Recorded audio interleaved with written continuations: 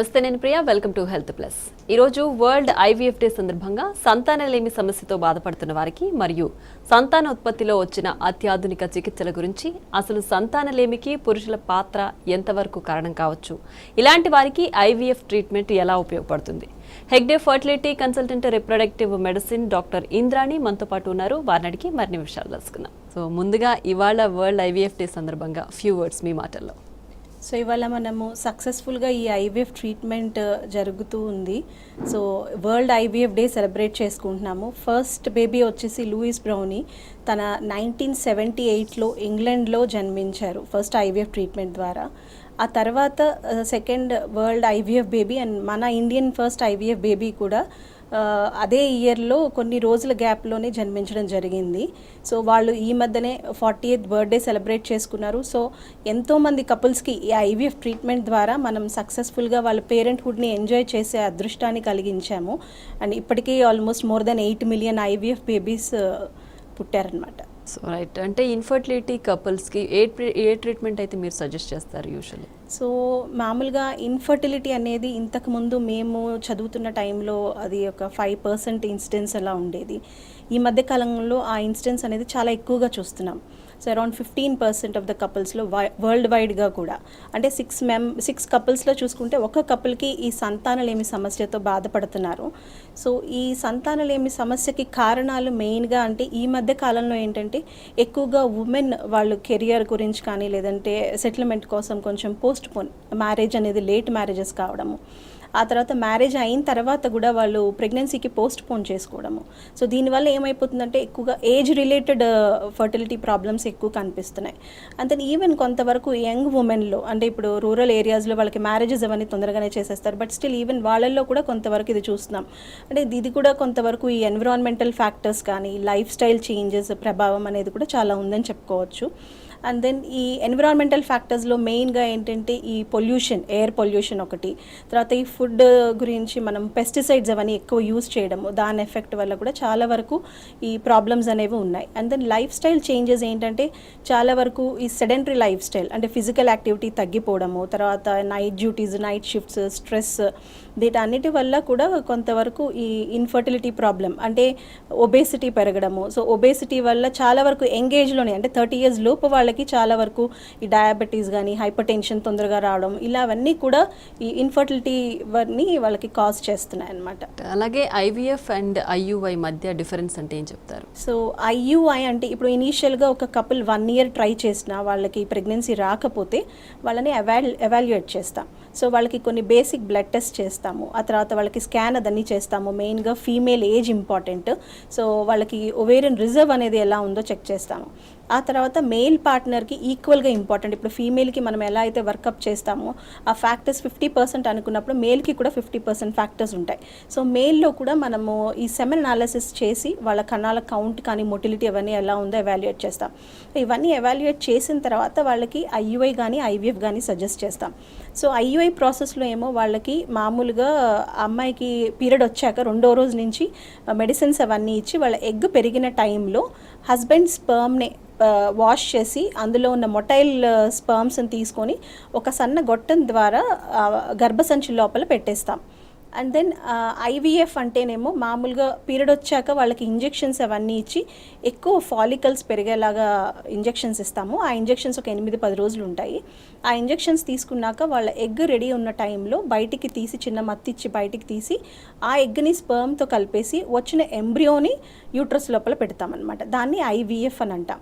So ఈ success rates అనేవి చాలా డిఫరెన్స్ ఉంటుంది. ఇప్పుడు ఐయుఐతో మనకి సక్సెస్ రేట్స్ అనేది మామూలుగా ఫీమేల్ ఏజ్ ఒకవేళ లెస్ దెన్ 35 years ఉన్నప్పుడు తనకి success rate will vary from 15 to 20%. అదే ఐవీఎఫ్తో ఆ సక్సెస్ రేట్ అనేది అప్ టు 50 to 60% ఉంటుంది. అండ్ దెన్ ఐయుఐ మామూలుగా ఒక కపుల్ ఒక 3 to 4 cycles మ్యాక్సిమం ట్రై చేసుకోవచ్చు. అండ్ దెన్ ఐవీఎఫ్ అంటేనేమో బికాజ్ అందులో మనం ఎంబ్రియో పెడతాం కాబట్టి చాలా వరకు మనకి ఈ ఐయుఐలో మనకి సక్సెస్ రాని కారణాలు అలాంటివన్నీ చాలా వరకు తెలుస్తాయి. సో ఐవీఎఫ్ ట్రీట్మెంట్తో options and then success rates అనేది ఎక్కువగా ఉంటాయి. So right. అలాగే ఐవీఎఫ్లో ఎన్ని స్టేజెస్ ఉంటాయి ఆ ట్రీట్మెంట్లో? 3 స్టేజెస్ ఉంటాయండి. సో ఐవీఎఫ్లో మనం ఫస్ట్ ఏం చేస్తామంటే వాళ్ళకి ఎగ్ పెరిగేలాగా ఇంజెక్షన్స్ అవన్నీ ఇస్తాం. సో న్యాచురల్గా ఏమవుతుందంటే ఒక ఎగ్ రిలీజ్ అవుతుంది, ఆ ఒక ఎగ్ స్పర్మ్తో కలిసినప్పుడు ఎంబ్రియో తయారవుతుంది. కానీ మనం ఇప్పుడు ఐవీఎఫ్ చేస్తున్నప్పుడు మల్టిపుల్ ఫాలికల్స్ డెవలప్ కావడానికి వాళ్ళకి ఇంజెక్షన్స్ అవన్నీ అడ్వైస్ చేస్తాం. సో ఆ ఇంజెక్షన్స్ అనేవి వాళ్ళకి సెకండ్ డే నుంచి స్టార్ట్ చేసి 8-10 రోజులు ఇంజెక్షన్స్ ఇస్తాము. ఆ ఇంజెక్షన్స్ ఇస్తూ మధ్య మధ్యలో వాళ్ళకి స్కాన్స్ అవన్నీ చేసి ఆ ఫాలికల్ గ్రోత్ అదన్నీ ఎలాగ ఉందో చెక్ చేసి ఆ ఫాలికల్స్ రెడీ ఉన్న టైంలో వాళ్ళకి నైట్ ఒక ట్రిగర్ ఇంజెక్షన్ ఇచ్చాక 36 అవర్స్కి వాళ్ళకి ఎగ్ కలెక్షన్ చేస్తాం. సో ఇంతవరకు వాళ్ళది ఫస్ట్ స్టేజ్ అని చెప్తాం. ఆ తర్వాత ఈ ఎగ్ కలెక్షన్ అనేది ఒక ఎనస్థీషియా అవసరం పడుతుంది, చిన్న మత్తిస్తాము, అది మత్తిచ్చి వాళ్ళకి ఎగ్ అనేది కలెక్ట్ చేస్తాం, ఫాలికల్లో ఉన్న ఎగ్ని కలెక్ట్ చేస్తాం. సో ఈ ప్రాసెస్కి వాళ్ళకి సిజేరియన్ లాగా స్కార్ కానీ కట్టింగ్ కానీ అదన్నీ ఏముండదు. మామూలుగా మనం ఇంటర్నల్గానే స్కాన్ ద్వారానే వాళ్ళకి ఆ ఫాలికల్స్లోంచి ఎగ్ అనేది తీసేస్తాం.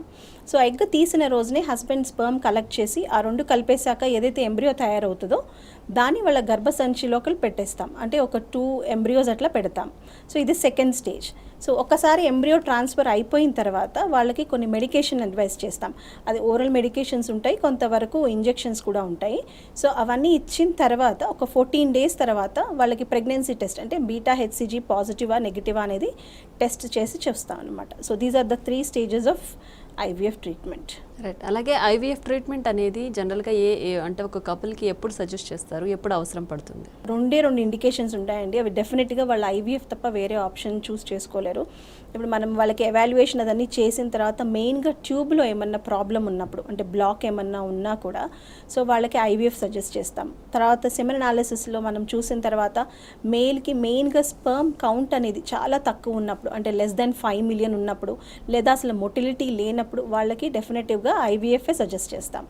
ఇవి కాకుండా ఇప్పుడు మామూలుగా కొంతమందికి ఇనీషియల్గా ట్రై చేసినప్పుడు అంటే ఐయుఐ 3 సైకిల్స్ చేసుకున్నారు, ఆ తర్వాత వాళ్ళకి ఐయుఐ సక్సెస్ఫుల్ కాకపోతే వాళ్ళకి నెక్స్ట్ స్టెప్ ఐవీఎఫ్ అడ్వైస్ చేస్తాం. అలాగని కొంతమందికి అన్ఎక్స్ప్లెయిన్డ్ ఫ్యాక్టర్ అంటాం. అంటే మనము ఏదైతే ఇన్వెస్టిగేషన్స్ చేశాక అమ్మాయి తరఫు నుంచి కానీ లేదంటే మేల్ ఫ్యాక్టర్ నుంచి కానీ ఎటువంటి కారణాలు లేనప్పుడు దాన్ని అన్ఎక్స్ప్లెయిన్ ఇన్ఫర్టిలిటీ అంటాము. అది ఒక 20% ఆఫ్ ద కపుల్స్లో చూస్తాం. సో వాళ్ళల్లో కూడా ఏ కారణాలు లేనప్పుడు వాళ్ళకి ఐవీఎఫ్ సజెస్ట్ చేస్తాము. ఆ తర్వాత ఎండోమెట్రియోసిస్ అనే ఒక మెడికల్ కండిషన్ అనమాట. దాంట్లో ఏంటంటే ఈ ఓవరీస్ ట్యూబ్స్ అవన్నీ అతుక్కుపోయి ఉండడము అదన్నీ ప్రాబ్లం ఉండడం వల్ల వాళ్ళకి నార్మల్గా అయ్యే ఛాన్సెస్ చాలా తక్కువ ఉంటాయి. సో అలా ఉన్న వాళ్ళల్లో కూడా ఐవీఎఫ్ సజెస్ట్ చేస్తాము. ఆ తర్వాత ఇప్పుడు నార్మల్గా పీసీఓ ప్రాబ్లం ఉన్న వాళ్ళలో కొంతమంది సింపుల్ ట్రీట్మెంట్స్తో సక్సెస్ఫుల్ కాకపోతే వాళ్ళకి తర్వాత ఏజ్ ఫ్యాక్టర్ కొంతమందికి ఏమవుతుందంటే ఫీమేల్ ఏజ్ 30 ఇయర్స్ తర్వాత నుంచి కొంచెం ఎగ్ నెంబర్ తగ్గడం స్టార్ట్ అవుతుంది. సో దాంతోపాటు క్వాలిటీ కూడా తగ్గచ్చు. సో 35 ఇయర్స్ తర్వాత ఈ ఎగ్ నెంబర్ అనేది చాలా తగ్గిపోతుంది. సో కొంతమందికి ఈ ఒవేరియన్ రిజర్వ్ అనేది చాలా తక్కువ ఉన్నప్పుడు కూడా ఈ న్యాచురల్ ప్రెగ్నెన్సీ కానీ చిన్న ట్రీట్మెంట్స్తో వాళ్ళకి సక్సెస్ అనేది ఉండదు. సో వాళ్ళకి కూడా మనం ఐవీఎఫ్ అనేది సిఫారసు చేస్తాం. సో అలాగే అంటే 35 ఇయర్స్ క్రాస్ చేసిన వాళ్ళకి ఉమెన్కి మీరు ఐవీఎఫ్ సజెస్ట్ చేస్తారా? అంటే అప్పుడు ఆ టైంలో ఆ ఏజ్లో ఏ ట్రీట్మెంట్ అయితే సజెస్టబుల్ అంటారు? పీజీఎస్ ఆర్ పీజీడీ అన్నారు. 35 ఇయర్స్ దాటిన తర్వాత వాళ్ళకి ఐయుఐ కానీ ఐవీఎఫ్ కానీ సజెస్ట్ చేయవచ్చు. కానీ ఇప్పుడు ఐయుఐలో ఏమవుతుందంటే నార్మల్గా కూడా ఇప్పుడు 35 ఇయర్స్ కన్నా తక్కువ ఉన్నప్పుడు వాళ్ళ సక్సెస్ రేట్ అనేది 15 to 20% చెప్తాం. అంటే ఇప్పుడు 6 మెంబర్స్కి చేసినప్పుడు ఒకళ్ళకి పాజిటివ్ వస్తుంది. అదే ఇప్పుడు 35 ఇయర్స్ నుంచి మళ్ళీ 37 ఇయర్స్ ఆ ఏజ్ గ్రూప్లో చూసుకున్నప్పుడు వాళ్ళకి ఛాన్సెస్ అనేవి ఇంకా తగ్గిపోతాయి. అంటే ఒక 11 మెంబర్స్కి మనం ఐయుఐ చేసినప్పుడు వాళ్ళలో ఒకళ్ళకే పాజిటివ్ వచ్చే ఛాన్సెస్ ఉంటాయి. And then when they are between 38 to 39 ఇంకా ఆ ఛాన్సెస్ అనేవి ఇంకా తగ్గుతాయి. సో అరౌండ్ 13 మెంబర్స్కి చేసినప్పుడు అందులో ఒకళ్ళకే ఆ ఛాన్సెస్ అనేవి ఉండొచ్చు. But when we compare with IVF even then also వాళ్ళకి ఏంటంటే ఏజ్ ఫ్యాక్టర్ వల్ల ఎగ్ క్వాలిటీ ఎంబ్రియో క్వాలిటీ అనేది చేంజెస్ ఉంటాయి కాబట్టి వాళ్ళకి ఐవీఎఫ్తో కూడా వాళ్ళకి ఛాన్సెస్ అనేవి 30% దాకానే చెప్తాం. సో ఇవన్నీ చూసినప్పుడు వాళ్ళకి ఏంటంటే ఏజ్ ఫ్యాక్టర్ తోటి ఆ ఎంబ్రియో ఒకవేళ బాగుందా లేదా చూసుకోవడం అనేది పీజీఎస్ అని అంటాం. అంటే ప్రీ జెనెటిక్ స్క్రీనింగ్. అంటే వాళ్ళకి ఎంబ్రియో లోపల పెట్టక ముందే ఒకవేళ ఆ ఎంబ్రియో బాగుందా లేదా అని టెస్ట్ చేసి ఆ బాగున్న ఎంబ్రియోని పెట్టడం వల్ల వాళ్ళు ఐవీఎఫ్ విత్ పీజీఎస్ ద్వారా వాళ్ళ సక్సెస్ రేట్ ఏదైతే 30% ఉంటుందో దాన్ని అప్ టు 40 to 45% దాకా మనం చెప్పుకోవచ్చు. సో బికాస్ మెయిన్లీ ఏజ్ ఫ్యాక్టర్తో వచ్చే ప్రాబ్లమ్స్ అంటే మెయిన్గా ఎంబ్రియో సరిగ్గా ఉండకపోవడము లేదా మిస్క్యారేజెస్ ఎక్కువ కావడం ఇలాంటివి ఎక్కువ ఉండడం వల్ల వాళ్ళకి IVF with PGS first best option లాగా చెప్పుకోవచ్చు. అండ్ దెన్ ఒకవేళ వాళ్ళు పీజీఎస్ చేసుకోలేకపోతే వాళ్ళు అట్లీస్ట్ ఐవీఎఫ్ అన్నా చేసుకుంటే వాళ్ళకి సక్సెస్ రేట్స్ అనేవి బాగుంటాయి. రైట్, ఒక కాలర్ రెడీగా ఉన్నారండి, కాల్ తీసుకుందాం. హైదరాబాద్ నుంచి కవిత గారు, నమస్తే అండి. నమస్తే మేడం. కవిత గారు కొంచెం గట్టిగా మాట్లాడండి, డాక్టర్ గారు వింటున్నారు. ప్రాబ్లం నమస్తే చెప్పండి. మేడం, నా పేరు కవిత. మేడం, నా మ్యారేజ్ అయ్యి 10 years అవుతుంది. 10 years నుంచి నాకు 3 times ప్రెగ్నెన్సీ వచ్చింది మేడం. ఫస్ట్ టైం 7 years తర్వాత ప్రెగ్నెన్సీ వచ్చి 5 months లో అది అబార్షన్ అయిపోయింది మేడం నాకు. ఓకే. అప్పుడప్పుడు కొంచెం బ్లీడింగ్ అయ్యేది, కొంచెం పెయిన్ లా వచ్చి అట్లా అయిపోయింది. దాని తర్వాత మళ్ళీ 2 years తర్వాత మళ్ళీ కన్సీవ్ అయింది. కన్సీవ్ అయ్యి 3 months లో బేబీ హార్ట్ బీట్ వచ్చి ఆగిపోయింది. ఓకే. మళ్ళీ లాస్ట్ ఒక 4 months క్రితం మళ్ళీ ప్రెగ్నెన్సీ కన్సీవ్ అయింది. ఈ 3 months తర్వాత మళ్ళీ అసలు హార్ట్ బీట్ అనేది స్టార్ట్ కాలేదు మేడం. ఓకే, తప్పకుండా ఉంటాయండి అవకాశాలు. మీకు ఇప్పుడు ఏజ్ ఎంత? 32 మేడం. 32. ఓకే. సో ఒకసారి ఏంటంటే మామూలుగా మిస్క్యారేజెస్ అనేది 2 కన్నా ఎక్కువైనప్పుడు వాళ్ళకి కొన్ని టెస్ట్లు అవన్నీ చేయాల్సి ఉంటుంది. అంటే ఏంటంటే ఈ ఇమ్యునలాజికల్ కాజెస్ ఏమన్నా ఉన్నాయా, లేదంటే థ్రాంబోఫిలియా అంటాం, అంటే ఏంటంటే రక్తంలో గడ్డకట్టే ఇది ఉంటుంది. సో అలాంటిది ఏమన్నా ఛాన్సెస్ ఉన్నాయా, అవన్నీ ఒక్కసారి టెస్ట్ చేసి ఒక తర్వాత ఈ గర్భసంచికి సంబంధించి కూడా ఏమన్నా ప్రాబ్లమ్స్ ఉన్నాయా, ఇలాంటివన్నీ చూస్తాము. చూసిన తర్వాత వాళ్ళకి ఏది బెస్ట్ ఆప్షన్ ఉంటే అది చేసుకుంటే వాళ్ళకి మళ్ళీ డెఫినెట్గా ప్రెగ్నెన్సీ వస్తుంది. రైట్ డాక్టర్, అలాగే ఐవీఎఫ్ జనరల్గా ఫెయిల్ అవ్వడానికి ఎలాంటి రీజన్స్ ఉంటాయి? ఫెయిల్ అయితే తర్వాత ఆప్షన్ ట్రీట్మెంట్ ఏంటి? సో ఐవీఎఫ్ ఫెయిల్ అవ్వడానికి ఫస్ట్ అనేది ఫీమేల్ ఫ్యాక్టర్ మీద చాలా ఆధారపడి ఉంటుంది. సో ఫీమేల్ ఏజ్ 35 years దాటాక ఇప్పుడు మనం చెప్పినట్టు సక్సెస్ రేట్స్ అనేవి తగ్గుతాయి. సో ఒక్కసారి ఐవీఎఫ్ సైకిల్ ఫెయిల్ అయిన తర్వాత మేము అన్నీ చూస్తాం. మళ్ళీ ఫస్ట్ నుంచి తనకి ఏంటంటే స్టిమ్యులేషన్ చేస్తున్నప్పటి నుంచి తనకి ఎగ్ నెంబర్ ఎట్లా వచ్చింది, ఆ ఎగ్ క్వాలిటీ అనేది ఎట్లా ఉంది, సో ఆ తర్వాత స్పర్మ్తో కలిపేసాక అది ఫర్టిలైజేషన్ అవ్వడానికి ఏమైనా ఇబ్బంది అవుతుందా, ఫర్టిలైజేషన్ ఫెయిల్యూర్స్ ఎట్లా ఉంటుంది, ఆ తర్వాత ఎంబ్రియో వచ్చిన తర్వాత ఎంబ్రియో డెవలప్మెంట్ కూడా మనం మానిటర్ చేస్తాం. సో ఆ ఎంబ్రియో డెవలప్మెంట్లో ఏమైనా ప్రాబ్లం ఉంటుందా, Day 5 దాకా ఎంబ్రియో కనుక వాళ్ళకి వస్తే వాళ్ళకి కొంచెం ఛాన్సెస్ అనేవి బెటర్గా ఉంటాయి. సో ఇప్పుడు ఫస్ట్ సైకిల్ చేసుకున్న వాళ్ళలో ఒకవేళ వాళ్ళకి కనుక ఎక్స్ట్రా ఎంబ్రియోస్ వచ్చాయనుకోండి, సో వాళ్ళు మళ్ళీ నెక్స్ట్ ఫస్ట్ సైకిల్ ఫెయిల్ అయ్యాక అదే ఎంబ్రియోస్ యూజ్ చేసుకొని మళ్ళీ చేసుకోవచ్చు. సో దాన్ని ఫ్రోజన్ ఎంబ్రియో ట్రాన్స్ఫర్ అంటాము. సో దాంతో సక్సెస్ రేట్స్ అనేవి ఇనీషియల్గా కన్నా కూడా ఎక్కువగా ఉంటాయి. సో మెయిన్గా ఏంటంటే అది ఎంబ్రియోతో ఏమన్నా ప్రాబ్లం ఉందా లేదా, లేదు అని అంటే ఏమన్నా యూట్రస్లో ఏమన్నా ప్రాబ్లం ఉందా లేదా, ఇవన్నీ చూసుకొని మళ్ళీ కనుక వాళ్ళకి ట్రీట్మెంట్ అదన్నీ చేస్తే డెఫినెట్లీ వాళ్ళకి పాసిబిలిటీస్ ఎక్కువ ఉంటాయి, success rates. So initial chances మనం 35 కన్నా ఏజ్ తక్కువ ఉన్నప్పుడు వాళ్ళకి 50 to 60% చెప్తాం. అంటే 10 మందికి చేసినప్పుడు 6 మెంబర్స్కి ఫస్ట్ సైకిల్లోనే అయ్యే అవకాశాలు ఉంటాయి. సో రిమైనింగ్ ఎవరైతే 4 or 5 ఉంటారో వాళ్ళకి సెకండ్ సైకిల్లో అయ్యే అవకాశాలు, అండ్ దెన్ చాలా తక్కువ మంది they will go for a third cycle అనమాట. సో అంటే యూజువల్లీ ఒక ఐవీఎఫ్ సక్సెస్ఫుల్ ఐవీఎఫ్ ట్రీట్మెంట్ జరగాలంటే ఎన్ని సైకిల్స్ అవసరం పడతాయి అంటారు? సో పర్టికులర్గా ఐవీఎఫ్ ఇన్ని నెంబర్ తీసుకోవాలి అట్లా అంటూ మనం ఏం ఫిక్స్ చేయలేమండి. సో బికాజ్ ఈ ఐవీఎఫ్ ట్రీట్మెంట్ అనేది it is individualised for a couple.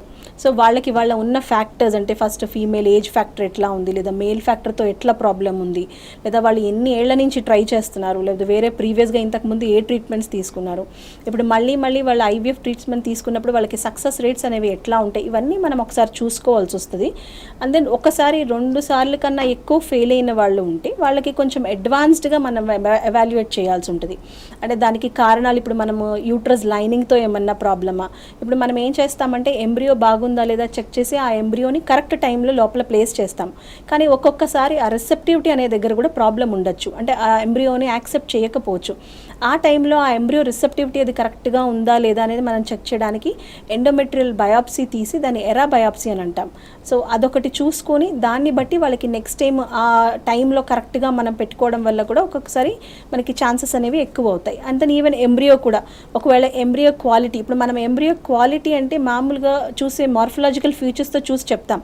అంటే ఎంబ్రియో బాగుందా లేదా, ఇప్పుడు Day 3 ఎంబ్రియో ఎట్లా ఉంది, ఇన్ని సెల్స్ బాగానే డెవలప్ అయిందా లేదా అని. బట్ దాని మీద జెనెటిక్ టెస్టింగ్ అనేది మనం చెయ్యం.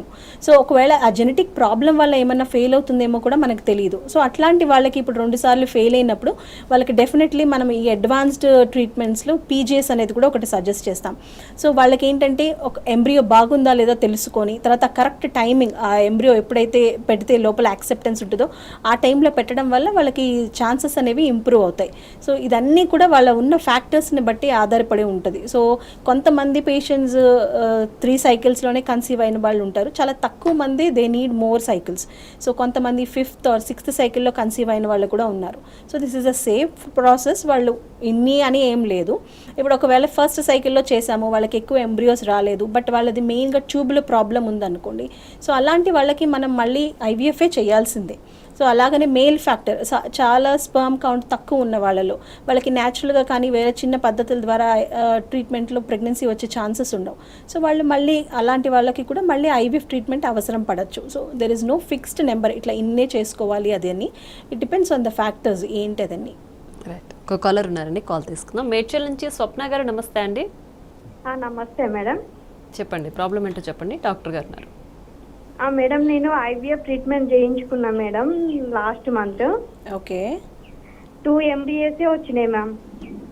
ఓకే, అందులో ఒకటే ఎంబ్రియో బాగుందని చెప్పారు, ఒక ఎంబ్రియో ఏ ప్లేస్ ఉందని చెప్పేసి వేశారు. ఓకే, అది నెగిటివ్ వచ్చింది మ్యామ్. మళ్ళీ తర్వాత నాకు ఎంబ్రియోస్ వచ్చే ఛాన్స్ ఉందా అసలు? చూడాలి మ్యామ్. మీది ఇప్పుడు ఏజ్ ఎంత? ఇప్పుడు age 31 ma'am. 31 years. Okay, so కొంతమందికి ఏంటంటే ఆ ఒవేరియన్ రిజర్వ్ అనేది ఎట్లా ఉందో చూస్తామంటే మీ ఎగ్ నెంబర్ ఎట్లా ఉందో అదన్నీ చూడాల్సి ఉంటుంది. సో ఎగ్ నెంబర్ కొంతమందికి ఏంటంటే బాగానే ఉన్నా కూడా ఒక్కొక్కసారి ఐవీఎఫ్ సైకిల్ చేసినప్పుడు వాళ్ళకి ఎగ్ నెంబర్ కరెక్ట్గా రాకపోవచ్చు, లేదా ఎగ్ క్వాలిటీలో ప్రాబ్లం ఉండొచ్చు. ఇదన్నీ చూస్తాం మేము. ఆ తర్వాత మీ హస్బెండ్ స్పర్మ్ క్వాలిటీ అదన్నీ ఎలాగా ఉంది, ఏమన్నా కలిసేటప్పుడు ఆ కణాలతోటి ఏమైనా ఇబ్బంది అవుతుందా, లేదా ఎంబ్రియో తయారయ్యే టైంలో ఏమైనా ఇబ్బంది జరుగుతుందా, ఇవన్నీ కూడా ఒకసారి చూస్తాము. చూసిన తర్వాత మీకు నెక్స్ట్ అడ్వైజ్ ఇవ్వగలుగుతాం. అంటే ఇంకా ఫర్దర్గా మీరు చేసుకునే ముందు వేరే ఏమన్నా స్పెషల్గా చేసుకోవాలా, ఏమైనా స్పెషల్ ట్రీట్మెంట్ అవసరం పడుతుందా, లేదంటే నార్మల్గా ఐవీఎఫ్ చేసుకోవచ్చు అనేది చెప్తాం. ఇప్పుడు నార్మల్గా మనము 10 మందిలో 6గురికి ఫస్ట్ సైకిల్లో అయినా మిగిలిన వాళ్ళకి సెకండ్ సైకిల్లో కానీ థర్డ్ సైకిల్లో కానీ తప్పకుండా అవుతుంది. సో నెక్స్ట్ మీరు తప్పకుండా ట్రై చెయ్యాలి. రైట్ మ్యామ్, అలాగే ఇక్సీ ట్రీట్మెంట్ అంటే ఏంటి? ఇక్సీ ఈజ్ ఐవీఎఫ్కి అడ్వాన్స్డ్ ట్రీట్మెంటా, లేదంటే రెండింటికి డిఫరెన్స్ ఏంటి? ఇక్సీ అంటే ఇంట్రాసైటోప్లాస్మిక్ స్పర్మ్ ఇంజెక్షన్ అని అంటాము. అంటే this is part of IVF but with some technology we are going to use అనమాట. అంటే ఏదైతే స్పర్మ్ ఉంటుందో ఆ స్పర్మ్ని మనం ఎగ్ లోపలికి పెట్టేస్తాము, దాన్ని ఇంట్రాసైటోప్లాస్మిక్ స్పర్మ్ ఇంజెక్షన్ అని అంటాం. సో ఇప్పుడు చాలా వరకు ఏంటంటే మేల్ ఫ్యాక్టర్ ఉన్న వాళ్ళలో అంటే మొటిలిటీ చాలా తక్కువ ఉన్నప్పుడు వాళ్ళకి ఈ స్పర్మ్ ఇంజెక్షన్ అనేది అవసరం పడుతుంది. అలాగనే కొంతమందికి చాలా స్పర్మ్ కౌంట్ తక్కువ ఉన్నప్పుడు, లేదా కొంతమందికి కణాలు అనేది ఉండదు, దాని మెడికల్ టర్మ్స్లో ఎజూస్పర్మియా అని అంటాం. సో అలాంటి వాళ్ళకి ఏంటంటే సర్జరీ చేశాక ఒకవేళ స్పర్మ్ దొరికితే ఆ స్పర్మ్ని మనము ఈ ఇక్సీ పద్ధతి ద్వారా ఎగ్ లోపలికి ఇంజెక్ట్ చేయడం ద్వారా వాళ్ళకి ఎంబ్రియో అనేది వచ్చే అవకాశం ఉంటుంది. అలాగనే ఒక్కొక్కసారి అన్ఎక్స్ప్లెయిన్ ఇన్ఫర్టిలిటీ అంటాం. అంటే మనకి కారణాలు అవన్నీ ఏం తెలియదు, బట్ స్టిల్ వాళ్ళకి ప్రెగ్నెన్సీ రావడం ఇబ్బంది కావచ్చు. సో అలాంటి వాళ్ళల్లో కూడా ఒక్కొక్కసారి ఈ ఇక్సీ పద్ధతి ద్వారా వాళ్ళకి మనము ఎంబ్రియోస్ అని వచ్చేది దానికి అవకాశాలు ఎక్కువ ఉంటాయి. So this is then advanced treatment of IVF అనమాట. రైట్, ఒక కాల్ తీసుకుందామండి. కూకట్పల్లి నుంచి నిఖిత గారు, నమస్తే అండి. నమస్తే అండి, డాక్టర్ గారు ఉన్నారు, ప్రాబ్లం చెప్పండి, కొంచెం గట్టిగా మాట్లాడండి. Okay ma'am. నమస్తే మ్యామ్. నమస్తే మ్యామ్, చెప్పండి. నా పేరు నిఖిత మ్యామ్. ఓకే, నాకు 1 year కింద బేబీ చనిపోయారు. అప్పటి నుంచి ఇప్పటి వరకు ప్రెగ్నెన్సీ లేదు. ఏమన్నా ప్రాబ్లం ఉంటుందా అని కాల్ చేశాను మ్యామ్. ఓకే, బేబీ అంటే ఎప్పుడు చనిపోయారు? నేను 3 months తర్వాత చనిపోయింది బేబీ. పుట్టిన తర్వాత 3 months తర్వాతనా? Yeah ma'am. ఓకే, సో ఇప్పుడు మీ ఏజ్ ఎంత? 27 మ్యామ్. 37. 27. ఓకే, సో ఒకసారి మీరు కొన్ని టెస్ట్లు ఉంటాయండి. అంటే ఒకసారి ఫస్ట్ బేబీకి తర్వాత పుట్టిన తర్వాత చనిపోవడానికి కారణాలు మళ్ళీ సేమ్ ప్రాబ్లం ఉండకపోవచ్చు. బేబీ చనిపోవడానికి వేరే ఏం కారణాలు ఉన్నాయో అవి మనం చూసుకోవాలి. సో ఆ తర్వాత మీరు మామూలుగా న్యాచురల్ ప్రెగ్నెన్సీకి అయ్యేటట్టుగా ఏమన్నా ఉందా లేదా అని ఎవాల్యుయేట్ చేయాలి. ఫస్ట్ అవసరం పడితే కపుల్కి జెనెటిక్ టెస్టింగ్ ఏమైనా అవసరం పడితే చేస్తాము. ఆ తర్వాత అలాగనే థ్రోంబోఫిలియా ప్యానెల్ అని కానీ కొన్ని అడ్వాన్స్డ్ టెస్ట్లు అవన్నీ కూడా ఉంటాయి. సో అవన్నీ చేసుకున్న తర్వాత ఏదైనా ప్రాబ్లం ఉందా, దానికి అవసరం పడితే ఒకవేళ జెనెటిక్ ప్రాబ్లం ఏమన్నా ఉంటేనేమో దానికి పీజీఎస్ కానీ పీజీడీ అనే పద్ధతిలో మీరు ట్రై చేసుకోవచ్చు ఐవీఎఫ్ ద్వారా. రైట్ డాక్టర్, అలాగే అంటే న్యాచురల్ ప్రెగ్నెన్సీతో కంపేర్ చేస్తే ఐవీఎఫ్ అనేది ఏమైనా ప్రాబ్లం ఉంటుందా, లేదంటే ఏం భయపడకుండా ఐవీఎఫ్ తీసుకోవచ్చు ఎవరైనా కూడా? ఐవీఎఫ్ ట్రీట్మెంట్ అనేది it is a simple treatment అండి, ఎవరైనా కూడా తీసుకోవచ్చు. అంటే అవసరం పడిన వాళ్ళకి ఇప్పుడు ఐవీఎఫ్ అందరి కపుల్స్కి అడ్వైస్ చేయము, ఒక 3 to 5% ఆఫ్ ద కపుల్స్కే ఐవీఎఫ్ అవసరం పడుతుంది. సో ఈ ఐవీఎఫ్ ప్రాసెస్లో మనం ఏదైతే ఇంజెక్షన్స్ అవన్నీ ఇస్తామో అవన్నీ కూడా నార్మల్గా మన బాడీలో ఉండే హార్మోన్స్ అవి. సో కాకపోతే మనం ఎక్కువ ఫాలికల్స్ లేదా ఎక్కువ ఎగ్స్ రావడానికి వాళ్ళకి మనము ఇంజెక్షన్స్ ద్వారా మనం ట్రై చేస్తాం. సో యూజువల్గా ఏ మెడికల్ ట్రీట్మెంట్లో అయినా కొన్ని సైడ్ ఎఫెక్ట్స్ ఉంటాయి. సో ఇప్పుడు ఆ మెడిసిన్స్ యూస్ చేసే వాటిల్లో కూడా కొంతవరకు వాళ్ళకి హెడేక్ కానీ మూడ్ స్వింగ్స్ కానీ ఇలా ఉంటాయి. అంతకన్నా మేజర్గా వాళ్ళకి హెల్త్ అంటూ ఎఫెక్ట్ కావడం అట్లాంటిది ఏమి ఉండదు. అట్లనే ఆ ప్రాసెస్లో కూడా వాళ్ళకి ఇప్పుడు ఎగ్ రిట్రీవల్ అనే ప్రాసెస్ ఉంటుంది, దాంట్లో కూడా ఏం పెద్ద రిస్క్ ఉండదు. వాళ్ళు మార్నింగ్ అడ్మిట్ అయితే మధ్యాహ్నం వరకు ఇంటికి వెళ్ళిపోతారు. ఆ తర్వాత వాళ్ళకు కూడా రొటీన్ వర్క్ అదన్నీ కూడా చేసుకోవచ్చు. తర్వాత వాళ్ళకి ఈ ఐవీఎఫ్ అయిపోయిన తర్వాత బెడ్ రెస్ట్ తీసుకోవాలి అట్లాంటిదన్నీ ఏం లేదు. అండ్ దెన్ ఇప్పుడు ఐవీఎఫ్ ద్వారా వచ్చిన ప్రెగ్నెన్సీ కూడా ఇప్పుడు నార్మల్గా వాళ్ళ ప్రెగ్నెన్సీ వస్తే ఎట్లా అయితే కాంప్లికేషన్స్ ఉండొచ్చు లేదా వాళ్ళ మిస్క్యారేజెస్ రేట్ ఎట్లా ఉండొచ్చు అంతవరకే ఉంటుంది. కానీ it is not that IVF తీసుకోవడం వల్ల వాళ్ళకి అన్ని రిస్క్ అదన్నీ ఎక్కువ అవుతుందని అట్లా ఉండదు. రైట్, నెక్స్ట్ కాల్ ఉందండి. అనుష గారు నమస్తే అండి. నమస్తే అండి. చెప్పండి, ప్రాబ్లం చెప్పండి, డాక్టర్ గారు ఉన్నారు. నేను లాస్ట్ మంత్ 6కి డేట్ అయ్యాను, మళ్ళీ మంత్కి 6కి డేట్ కాలేదు ఇంకా. ఓకే ఓకే, చెక్ చేసుకుంటే ఏం తెలియట్లేదు అనమాట, నెగిటివ్ అనే చూపిస్తుంది. మరి ఏంటి ప్రాబ్లం అన్నట్టు. ఓకే, మీకు మామూలుగా పీరియడ్స్ రెగ్యులర్గా వస్తాయా? అంటే స్టార్టింగ్ ఇట్లా మంత్ మిస్ అవుతుండే, ఇప్పుడు జనవరి నుండి కంటిన్యూగా అవుతున్నా అనమాట. ఈ మంత్ మిస్ అయింది నాకు. ఓకే, సో ఒకసారి మీరు ప్రెగ్నెన్సీ టెస్ట్ మళ్ళీ ఒక 1 week వెయిట్ చేసి ఒకవేళ మళ్ళీ నెగిటివ్గా ఉంటే ఒకసారి స్కాన్ అదని చేయించుకోవాలి. ఓకే, నార్మల్గా ఒక్కొక్కసారి ఈ ఇర్రెగ్యులర్ పీరియడ్స్కి కారణం మనం పీసీఓడి అని చెప్తాము. సో పీసీఓడి ఏమన్నా ఉంటే వాళ్ళకి కొద్దిగా హార్మోన్స్ ఇంబ్యాలెన్స్ అనేది ఉంటుంది. సో దానివల్ల ఒక్కొక్కసారి వాళ్ళకి పీరియడ్స్ అనేది ఇర్రెగ్యులర్ కావచ్చు. సో ఒకసారి మీరు మళ్ళీ ఒక 1 week కూడా మీకు పీరియడ్ రాకపోతే ఒకసారి ప్రెగ్నెన్సీ టెస్ట్ రిపీట్ చేసుకోండి. చూసిన తర్వాత లేదు అని అంటే ఒకసారి స్కాన్ అదని కూడా చేసుకోవాలి. ఏంటంటే ఇప్పుడు ఒకవేళ పీసీఓ ప్రాబ్లం ఉందా లేదు అంటే లైనింగ్తో ఏమన్నా ప్రాబ్లం ఉన్నా కూడా ఒక్కొక్కసారి పీరియడ్ అనేది కాకపోవచ్చు. సో అలా ఎంతవరకు వెయిట్ చేయొచ్చు అంటారు డాక్టర్? అంటే పర్లేదు 1 month వరకు కూడా వెయిట్ చేసి ఆ తర్వాత టెస్ట్కి వెళ్ళాల్సిన అవసరం ఉంటుందంట. అదే ఇంకొక 1 week చూసుకొని వాళ్ళు రిపీట్ చేసుకొని ఒకవేళ అది నెగిటివ్ మళ్ళీ వస్తే ఒకసారి స్కాన్ చేసుకోవాలి. సో ఒక్కొక్కసారి పొరతో ఏమన్నా ప్రాబ్లం ఉన్నా కూడా ఒక్కొక్కసారి పీరియడ్ రాకపోవచ్చు. అండ్ దెన్ పీసీఓడిలో వాళ్ళకి నార్మల్గా కూడా because of this hormonal imbalance కొన్ని మధ్యలో సైకిల్స్ రెగ్యులర్గా ఉన్నాయి, మధ్యలో ఒక్కొక్కసారి ఇర్రెగ్యులర్ కావచ్చు. సో దానికి ఏమన్నా ఉన్నప్పుడు వాళ్ళకి హార్మోన్ అదని ఇస్తే వాళ్ళకి పీరియడ్ వస్తుంది. But if they are planning pregnancy అంటే వాళ్ళకి ప్రెగ్నెన్సీ వచ్చేదానికి ఇబ్బంది అవుతుంది, ఎందుకంటే వాళ్ళకి రెగ్యులర్గా పీరియడ్ రాకపోవడం వల్ల అండం పెరగడంలో ప్రాబ్లం ఉండొచ్చు. సో అట్లా ఉన్నప్పుడు ఏంటంటే వాళ్ళు ప్రెగ్నెన్సీ కలిసే టైం అనేది చాలా ఇంపార్టెంట్ కదా ప్రెగ్నెన్సీ కోసం. సో అది ఎప్పుడు ఏంటనేది వాళ్ళకి తెలియదు. సో అండ్ దెన్ ప్రెగ్నెన్సీ నార్మల్గా ఛాన్సెస్ అనేది తక్కువ అవుతుంది. సో ఇర్రెగ్యులర్ పీరియడ్స్ ఉన్న వాళ్ళకి వాళ్ళు ఈవెన్ అదర్వైజ్ జస్ట్ మ్యారేజ్ అయినా కూడా వాళ్ళు ఒక్కసారి డాక్టర్ని సంప్రదించడం మంచిది. ఎందుకంటే ఆ కంటిన్యూస్గా వాళ్ళకి పీరియడ్ రాకపోవడం వల్ల వాళ్ళు ఒకటే రకమైన హార్మోన్ తోటి ఆ గర్భసంచ యూట్రస్ లైనింగ్ అనేది ఎక్స్పోజ్ అయి ఉంటుంది. సో అలా కంటిన్యూస్గా ఒక హార్మోన్ ఎక్స్పోజ్ అవ్వడం అనేది అంత మంచిది కాదు. సో వాళ్ళకి ఎప్పుడైనా కానీ వాళ్ళకి పీరియడ్ వచ్చేలాగా కనీసం మందులు వాడుకోవడం అని, లేదు ప్రెగ్నెన్సీ ప్లానింగ్ ఉంటే మెడికల్ హెల్ప్ ద్వారా వాళ్ళ ఎగ్ పెరిగేలాగా మందులు వాడుకొని కానీ ట్రై చేసుకుంటే అవకాశాలు ఉంటాయి. రైట్, అలాగే డోనర్ ఎగ్ కానీ డోనర్ స్పర్మ్ కానీ దాంతో ట్రీట్మెంట్ ట్రై చేయమని ఎప్పుడు సజెస్ట్ చేస్తారు మీరు? So donor egg or donor sperm option అనేది లాస్ట్ ఆప్షన్ ఉంటుంది. సో ఇప్పుడు మామూలుగా ఐవీఎఫ్ ఫెయిల్ అయినప్పుడు మనం అన్నీ చూస్తాం. ఇప్పుడు వాళ్ళకి మెయిన్గా ఎగ్ క్వాలిటీతో చాలా ప్రాబ్లం ఉన్నప్పుడు వాళ్ళకి దాంతో ఇంకా మళ్ళీ మనకి సక్సెస్ అనేది రాదు అని అనుకున్నప్పుడు వాళ్ళకి డోనర్ ఎగ్ కానీ లేదా డోనర్ స్పర్మ్ ఆప్షన్ అడ్వైస్ చేస్తాము. అండ్ దెన్ కొంతమంది యంగ్ ఉమెన్లో అంటే ఏంటంటే ఈవెన్ బిలో 30 years ఒక్కొక్కసారి ఈ మధ్యలో చూస్తుంటాం, దాన్ని ప్రిమెచ్యూర్ ఒవేరియన్ ఫెయిల్యూర్ అని అంటాం. అంటే నార్మల్గా ఉమెన్కి 35-40 అరౌండ్ మెనోపాజ్ అనేది వస్తుంది, కానీ కొంతమందికి ఏంటంటే అది ఎర్లీగానే స్టార్ట్ అయి ఉంటుంది. ఇదన్నీ ఏంటంటే because women are born with some fixed number of eggs అనమాట. సో ఎగ్ నెంబర్ అనేది కొంతమందికి తొందరగానే అయిపోవచ్చు. ఇప్పుడు ఏమైపోతుంది, లేట్ మ్యారేజెస్ అయిపోతాయి. సో వాళ్ళు 30 ఇయర్స్కి వచ్చేటప్పుడు when they want to plan pregnancy ఒక్కసారి అప్పుడు చూసుకున్నప్పుడు వాళ్ళకి ఎగ్ నెంబరే ఉండదు. సో అలా ఉన్న వాళ్ళల్లో they will require donor egg అనమాట. ఇఫ్ దే హ్యావ్ ఆల్రెడీ వాళ్ళ హార్మోన్స్ అవన్నీ చెక్ చేస్తాము, అవన్నీ ఇంకా వాళ్ళకి ఎగ్ పెరిగేలాగా లేదు అని అనుకున్నప్పుడు వాళ్ళకి డోనర్ ఎగ్ సజెస్ట్ చేస్తాము. అలాగే డోనర్ స్పర్మ్లో ఇప్పుడు కొంతమందికి చాలా సివియర్ మేల్ ఫ్యాక్టర్ ఉంటుంది, అంటే చాలా స్పర్మ్ కౌంట్ తక్కువ, లేదంటే ఇప్పుడు ఎజోస్పర్మియా అని చెప్పాము. అలా ఉన్న వాళ్ళల్లో ఒక్కొక్కసారి మేము సజెస్ట్ చేసినప్పుడు స్పర్మ్ దొరకచ్చు, బట్ ఒక్కొక్కసారి అది క్వాలిటీ అదన్నీ సరిగ్గా ఉండకపోవచ్చు, లేదా ఇద్దరు ఫ్యాక్టర్స్ ప్రాబ్లం ఎక్కువ ఉన్నప్పుడు. సో అలాంటి సందర్భాల్లో మనము డోనర్ ఎగ్ కానీ డోనర్ స్పర్మ్ కానీ అడ్వైస్ చేస్తాం. సో అలాగే మేల్ ఫ్యాక్టర్లో ఇన్ఫర్టిలిటీ ప్రాబ్లం ఉన్నప్పుడు అడ్వాన్స్ ట్రీట్మెంట్ అంటే ఏముంటాయి అంటారు?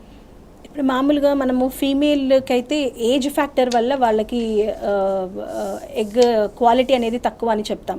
అలాగే మేల్ ఫ్యాక్టర్కి మనకి చెప్పడానికి మనం మామూలుగా చూసే సెమెన్ అనాలిసిస్ ద్వారా చెప్పలేం. సో వాళ్ళకి ఏంటంటే DFI అని ఒకటి చెప్తాం టెస్ట్, అంటే DNA ఫ్రాగ్మెంటేషన్ ఇండెక్స్ అని అంటాము. ఇప్పుడు మామూలుగా ఏంటంటే స్పర్మ్లో కూడా DNA అనే జెనెటిక్ మెటీరియల్ ఉంటుంది. సో ఆ DNA తోటి ఒకవేళ ఏమైనా బ్రేక్స్ కానీ అలా ఏమన్నా ఉన్నప్పుడు ఒక్కొక్కసారి నార్మల్గా వాళ్ళు ట్రై చేసినప్పుడు ఆ ఫర్టిలైజేషన్ దగ్గర ప్రాబ్లమ్స్ రావచ్చు, అండ్ దెన్ ఎంబ్రియో క్వాలిటీ కూడా ఎఫెక్ట్ కావచ్చు. సో అలా ఉన్న వాళ్ళల్లో మామూలుగా ఈ మ్యాక్స్ కానీ లేదంటే MF కానీ మైక్రోఫ్లూయిడిక్స్ కానీ ఇవన్నీ అడ్వాన్స్డ్ టెక్నిక్స్ అనమాట. వీటి ద్వారా వాళ్ళ స్పర్మ్ సెలెక్ట్ చేసి వాళ్ళకి అది యూజ్ చేయడం వల్ల చాలా వరకు వాళ్ళకి ఎంబ్రియో వచ్చి వాళ్ళకి ప్రెగ్నెన్సీ కూడా వచ్చే అవకాశాలు ఉంటాయన్నమాట. Right, thank you so much doctor. World IVF day సందర్భంగా ఇన్ఫర్టిలిటీ గురించి చాలా విషయాలు మాతో షేర్ చేశారు. Once again thank you so much. Thank you. Right, చూసారుగా ఇది వాళ్ళ health plus. Keep watching tea news.